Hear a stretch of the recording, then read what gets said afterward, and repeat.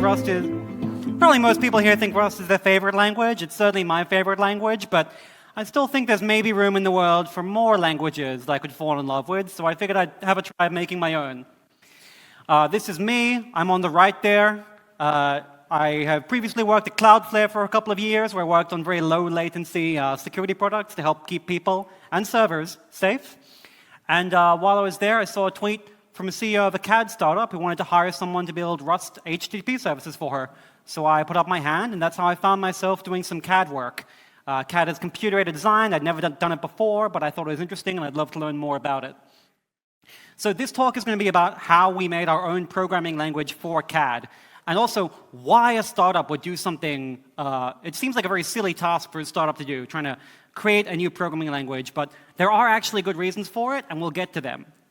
Then the second half of the talk, we're going to talk about how you, too, can make your own programming language. Now, I want to be clear, this is not going to be a programming language design 101 talk that has a lot of scope to it, and I don't have all the time in the world, but I'm going to show you how you can learn to do it yourself, what resources I use to teach myself, because I'm not a programming language designer. I've only recently started experimenting with it, so I'd like to show you how I learned it myself and how you can learn it, and what we learned along the way that isn't easy to find, the kind of battle lessons we had to learn from actually trying to get it done. So let's get into it. Why would you want to make your own programming language? There's already so many out there, and it's so much work. There's a lot of good reasons. I think the most relevant reason is that you want to do something new. You want to take something that already exists in the real world, another human task, and couple it to the power of software. Software and programming languages give you superpowers. There are already a lot of languages out there that aren't aimed at software engineers, right? Mathematicians, physicists, accountants, they don't like writing numbers out by hand and doing arithmetic by hand. They use Excel. Business analysts, I don't really know what they do, but I believe it involves SQL, because they don't want to actually go onto the shelves and check everything by hand and notice what their inventory is. No, they use a programming language to do that. I have a philosophy degree. My philosophy professor is the one who told me I had to learn LaTeX. Right? My philosophy professor was encouraging me to learn how to code because he said, no one will take you seriously unless your essays are delivered in LaTeX form and they look all nice and professional. So academics don't typeset things by hand. They use a programming language. These are programming languages that don't compile down to software. They compile down to like some other interactive thing or to a PDF or something. So I think this is such a force multiplier. Programming languages let you couple human ingenuity and knowledge of a task and its domain with the rigor and like endless pernicketiness of a programming language. We've all used Rust C. We all love how it can hold your hand and show you where you're about to do something wrong. I think every industry could benefit from something like that. So we're doing that for CAD. CAD is computer-aided design. It is making designs in 3D to manufacture things. On the left there is Kurt. Kurt was the first hire at Zoo.dev, and he uses CAD a lot. In 2021, he was reviewing something called OpenSCAD, which is a CAD program that you can use code to write your CAD models. And you can see there he's saying, generally, I think rolling your own language for a project is treacherous. He continues to say, because then you have to do two really hard things. You have to firstly build your project, and that's hard. And then you also have to build a programming language. That's hard. Two hard things, harder than one hard thing.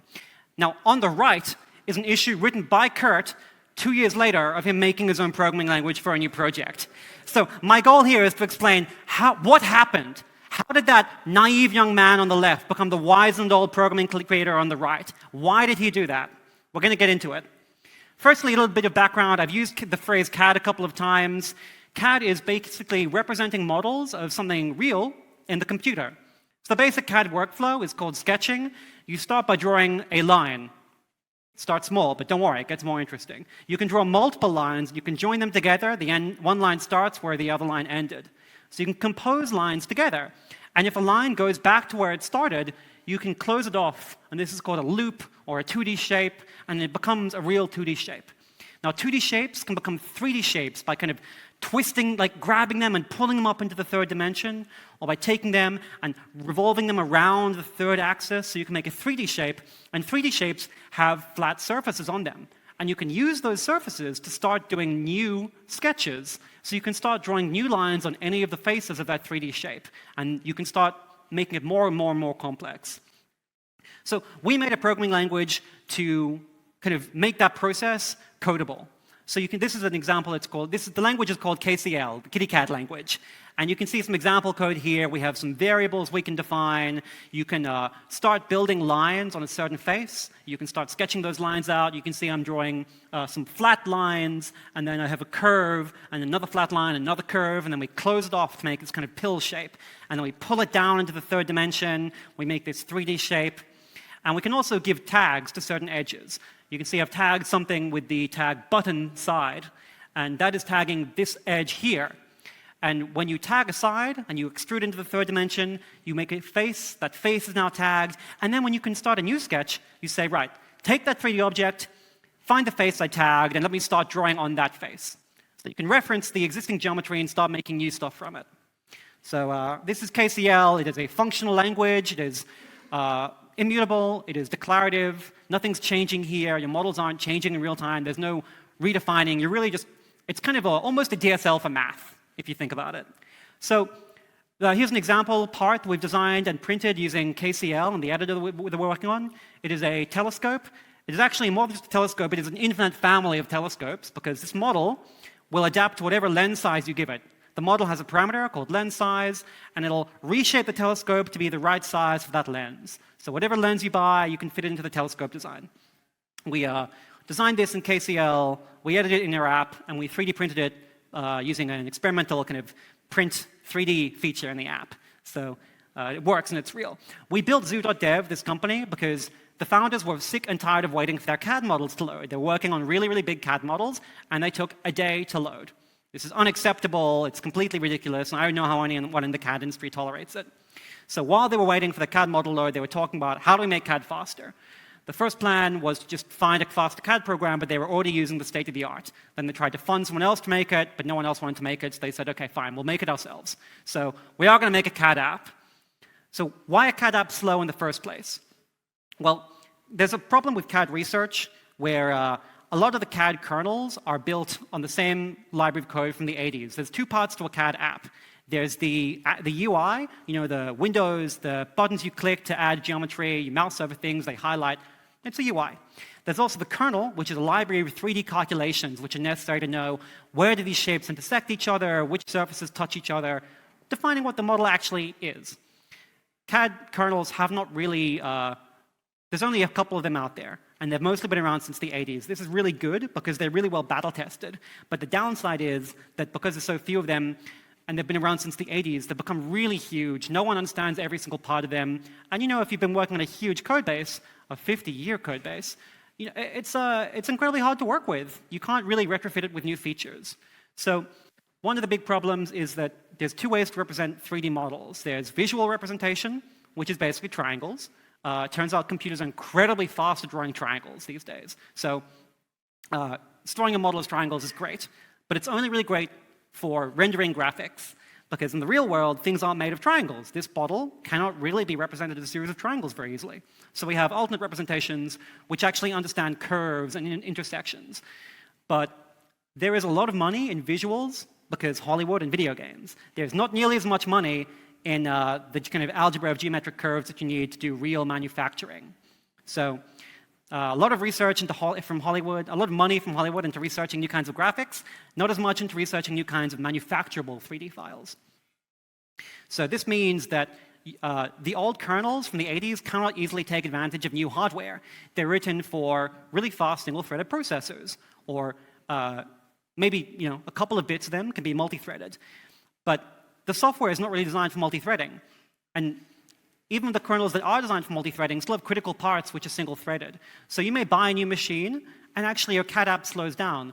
Because although your new machine has more cores, the cores that it has are slower than your old Pentium machine with two really, really, really fast cores. So if you buy a new computer and your software gets slower, something's very wrong. Similarly, the same thing for new graphics cards. It's hard to retrofit GPU support into a library that's older than many of your employees. So GPU support and new GPUs and new architectures, it's hard to bolt them back onto the existing CAD software. So we decided if we actually want to make it faster, we're going to have to build a new kernel from the ground up and really support GPUs and multi-threading as a core built-in feature. Fine, okay, so we'll make a new CAD app, a new CAD kernel. But do we have to use code? Why would you want to use code? There's two really good reasons. I mentioned before that telescope is parametric, so it'll adapt to whatever lens size you want to use. Parametric CAD has been around for a long time. We certainly didn't invent it, but I think parametric coding is a natural fit for parametric CAD. We have these things called functions in programming. I think you've probably heard of them. Functions take parameters. It is not a coincidence that the name parametric and parameter have so many characters in common. When you are doing a parametric model in a traditional CAD app, you may resize something, and parts of the CAD app will reflow around the new parameter, but not all of it will, and then part of the model will break. If you are using a coding language, it is very clear what parameters affect what functions. You can trace through and see where the parameters go and which function calls. You don't have that problem like in Microsoft Word where you move an image and everything reflows, right? Suddenly all your page is broken. Imagine that in 3D where there's a whole extra dimension for things to go wrong. Doesn't work out too well for a lot of people. So this is a screenshot. You can see some KCL code there. It takes in parameters like which plane to draw on, which face of an object, the diameter, and it will adapt to, this is the lens holder. It holds the lens. That's why it's called the lens holder. And it's going to adapt to whatever parameters, like the diameter you put in. The other thing code is really good for is telling you when two things are actually the same. So here's a server rack on the right. That server rack has, say, 32 different servers within it. And those servers have, say, 8 RAM sticks within them, each of which have, I don't know, 8 memory little controller bits on them. That means these memory controller bits are duplicated 2,000 times in the model. Now, we all know that you shouldn't just copy and paste that 2,000 times, right? And CAD apps are generally smart enough to know not to do that. They'll do some kind of internal instancing, and they'll have a pointer back to one of them, and they'll use the pointer 2,000 times. But there's always going to be a part of it where it has to kind of actually do the copy eventually. So when you save a file, often the file types cannot reference like pointers and instancing like this. So when you load the file the next time, it'll have to load each stick of RAM, all 2,000 sticks of RAM. And that is a huge amount of wasted time and effort. So when you're coding, you can tell when two things have the same value. It's when you have a function that is pure and deterministic. If it has the same input parameters, the same output will be returned. So if you call the same function, you can just cache the output and reuse it. Or you can keep a pointer to the original value and then just follow that pointer. So I think code solves two really big real-world problems with CAD, and that it's hard to make it parametric, and it's really slow sometimes. The other really good thing about code is made of text. And text is great. Text is really, really great. So many CAD files are binary. And so it's hard to tell like what has changed between two versions. Whereas with text, we have this whole ecosystem of tools, not just Git. I'd say Microsoft Word has a great track changes system that shows you what's changed between two revisions. So the current state of the art for CAD, unfortunately, is often just emailing files back and forth. Bridge _ v2 _ final _ final for real this time. This is a sadly common occurrence on many real-world bridges. So having actual text-based CAD means you can hook it into a whole ecosystem of text tools. You don't have to just open up your file on a left screen, on a right screen, and try to eyeball visually and tell the differences between them. Also, we're living through a massive revolution in how computers can interface with text. They've gotten dramatically better at creating and parsing text. Now, I'm supposed to call this AI, and then the VCs in the room start throwing money at me. I think the phrase AI is meaning so many things, and it's massively overhyped, and blah, blah, blah. But the advances in text algorithms are real. Like, computers are so much better at understanding and creating language than they were 10 years ago. I think we've all seen that, regardless of what you think about applications of AI or the companies founded on them. But if you have text, the computer can understand your model so much more easily than it can understand a purely graphical model. So if you want to say, start off by having users describe what they want and get a prototype. It doesn't have to be the final thing, but start with a prototype. Well, text makes a lot more sense. There are other models for CAD that can be interacted with by the computer, but a lot of these models deal with geometry in triangle form. We've already said that that's not really appropriate for manufacturing. You don't manufacture a set of triangles. This cup is not made of triangles.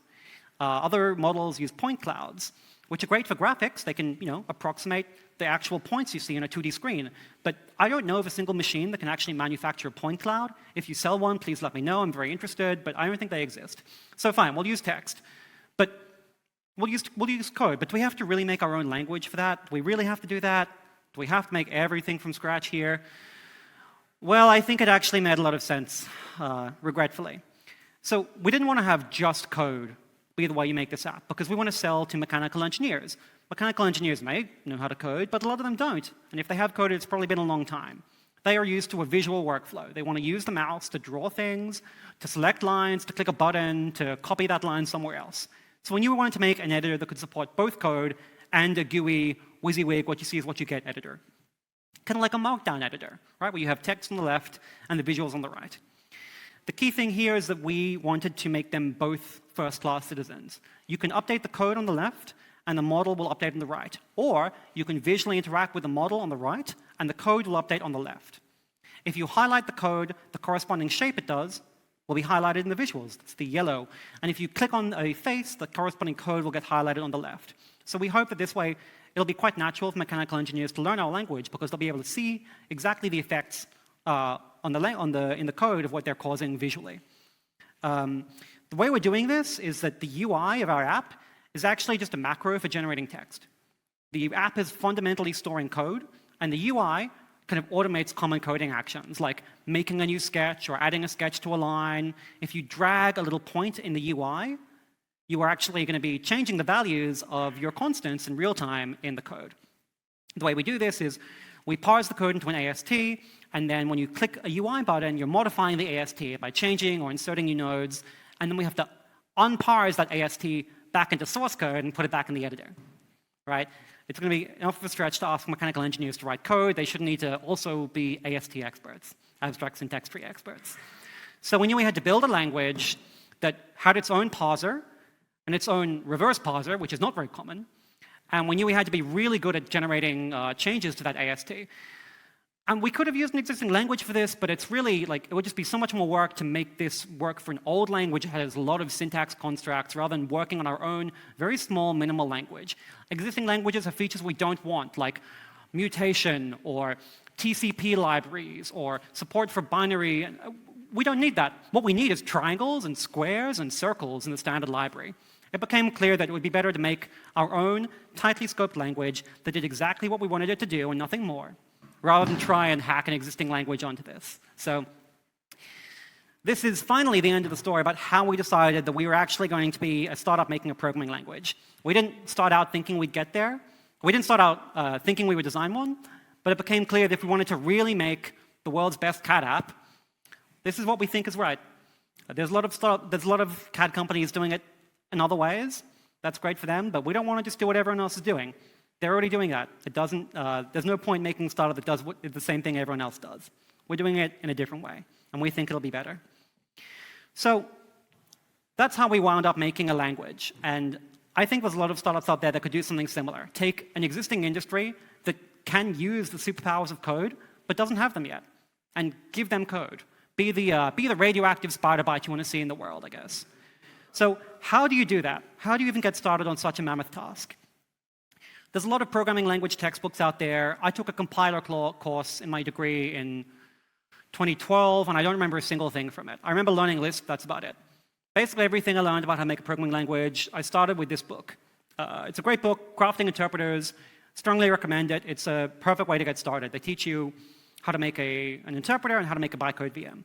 Strongly recommend. So we're going to basically talk about everything that isn't in that book, because a lot of the good stuff is already in that book. So go read it, step one. Everything else is now going to be step two. Firstly, you should make your language in Rust. I don't think I have to pitch it that hard. I think everyone here is already pretty much on board. That's an unsafe use of Rust, by the way. It is very unsafe. One of the big reasons is that Rust is already very fast. Richard Feldman, who's here at the conference, said in an interview recently that when he's working on his language, Rock, he didn't want to spend his career making a programming language and then have it actually hit the performance ceiling of the underlying implementation language and have to rewrite it all in Rust again. Just do it in Rust the first time around and save yourself the effort. So Rust is very, very fast, and that's important. Rust has a lot of safety guarantees. We've all seen how good the Rust compiler is at finding bugs. I don't have to pitch that too hard to you. You understand that it's great to have rustc as your kind of co-pilot, always watching out for you there. The other really big thing about Rust is that the whole write once, run everywhere idea is very alive in Rust. You can compile Rust to native and have it running on a MacBook or a server. You can compile Rust to embedded. And if you're not sure what your startup's doing, but if you know it has some kind of hardware story in it, I don't know if KCL will ever run directly on a 3D printer or a CNC machine, but I'd like to not design myself out of that if I want to go and make that happen at some point. Also, WASM, WebAssembly, is such a great compilation target. If you're a startup, you don't know what your users are going to be running necessarily ahead of time, but I guarantee you they have a web browser installed somewhere. So if you want to make your programming language run in the web or have an editor that uses the web, targeting WASM is very attractive, and Rust has best-in-class WASM support. WASM is also great for combining code from other languages. So we have a huge amount of C++ for our graphics backend, and we're very curious about using WASM to bridge that gap. Also, if you want to upload your code in someone else's infrastructure, running it in a WASM sandbox can be very helpful. So I think targeting Rust gives you a lot of options for how to deploy your code. The first step of a programming language is tokenizing and parsing. Tokenizing, you take your source code and you output tokens, then you parse those tokens into the abstract syntax tree. A lot of programming languages really spend, programming language textbooks, compiler textbooks, spend a lot of their time covering this part. They're kind of obsessed with writing parsers. I think everyone who writes a compiler textbook is mostly just in it for big parser. So they use a lot of older algorithms, which I never really liked, never really wrapped my head around. For me, parser combinators just clicked instantly, and I fell in love with them. So this is an example of a parser combinator approach to parsing. This function here parses out an object expression. So you have a squiggly bracket, a list of key value pairs, and a closed squiggly bracket. You can see that in a parser combinator approach, we start by writing really small parsers, like the open_brace parser, which matches a single open brace character. And then you use combinators to combine your small parsers into big parsers. Combinators like separated, which runs a child parser called object property 0 or more times. And after each time, it runs a comma separator parser, and it discards that output. So you have small parsers, like open brace or comma separator, and you have combinators that let you build them into big parsers. In fact, this whole function is just taking many small parsers and combining them. Sequence of function applications is also a combinator. So a lot of small parts that combine into something big. The small parts are individually testable. The performance is great. And EdPage, a maintainer, has done a great job. This is a fork of the much-loved and also slightly old Norm library. And Ed's been really responsive to bugs. Every time I found something that was unclearly documented or incorrect, he had triaged, fixed, and released a new version of it within a couple of hours. That's just a great experience for any kind of crate you're using, and I strongly recommend it based on that. One thing programming language textbooks do not tell you is how to make helpful error messages. They leave that as an exercise for the reader and just say, yeah, whatever, return an error here. Maybe they'll show you how to write a source code offset. Rust has amazing error messages, and I think every language should have them, especially if you're making a language for non-programmers. It's really important that the errors are great. So this is a real gap in the programming language implementation literature. I am happy and ashamed to say that KCL's errors suck right now, but I really want to improve them. I hope that whoever writes the next great programming language textbook or the next great blog post about how to do this will walk me through and hold my hand through the process. I'd love to see the Great Error Messages 101 blog post. Maybe someone here could write it, and I would happily read it and start integrating it. So that's a big gap in the literature. Next step of programming languages is to optimize and to type check them. After you have the AST, you then make sure it's a valid program, and then you make it faster before you run it. We don't do any of this at the moment. KCL mostly spends its time doing API calls, so I'm not going to worry too much about making the most efficient use of registers, because it's all going over the network anyway. For type checking, I'd love to build a type checker. I don't know how to yet. I have not yet found the equivalent of how to write your type checker. This is also another really big gap in the programming language compiler textbook literature out there. There's a lot of 100-page PDFs that say they're going to walk you through it, but I have not yet found one that is nearly as accessible as the guides for how to write a parser, tokenizer, interpreter. So I'd love to have that resource exist. If you want to write it, please let me know. I'd love to read it ahead of time. When it comes to executing, there's two main ways to execute a programming language. You can have a compiler or an interpreter. Build an interpreter. It's going to be easier, and you don't even know what you're targeting yet. If you want to run it interactively in the web, having an interpreter is going to be easier. You don't know what you're compiling down to. Just make an interpreter. It's the better first step, especially when you're a young startup and you don't know exactly what you're doing yet. When you are writing a programming language implementation, you'll see a lot of the textbooks use recursive algorithms. Algorithms that use recursion are nice. They have nice inductive properties. They're easy to reason about. They're easy to prove. They're also not very good in Rust. Rust really prefers iteration to recursion. It's going to be faster. You're going to have a Stack Overflow. So don't recurse. Stop recursing.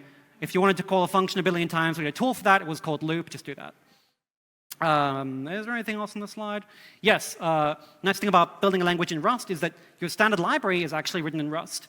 And Rust has great macros. So here's an example. If you want to make great docs, we wrote our standard library in Rust. You can see we've got this circle function here. And we wrote a macro. We'll just tag it with standard library. And the macro will analyze your Rust functions and look at the parameters and look at the response type. And it'll generate nice HTML docs from that. It can also look at the documentation in the comment above it and use those in the docs. You'll notice that you have some code examples in the documentation there. Well, this isn't actually Rust code like you might expect to see. This is KCL in line. And so we wrote a generator that runs those examples, outputs them as HTML code there, and then also takes a screenshot of the outputted model and puts that into the docs. So now every time we change a standard library, we know that the examples are going to be correct, up to date, and that we'll have good snapshots of what they actually render to. Thank you so much. I hope you've really enjoyed this. If there's anything I want you to take away from this, it's that everything should be programmable in every industry. I think that there's going to be so many industries where we have not yet invented the Excel for that. Go and invent the Excel of whatever industry you or your friends or family work in. Software can compile into anything. It doesn't have to compile into more software. Code can compile into a telescope if you just believe hard enough. Compile a telescope today. And that I just want to stress, you can design your own language. I'm not a programming language designer in any stretch of the imagination. I don't work on Rust C. I'm not a compiler expert, but you can teach yourself. It's just code. It's code you may not be familiar with, but it's code you can learn how to do, and there are good resources out there. So don't be intimidated. Find a problem you want to solve and think about how you could solve it with code, and then just give it a try. Thank you so much. I've been Adam Chalmers.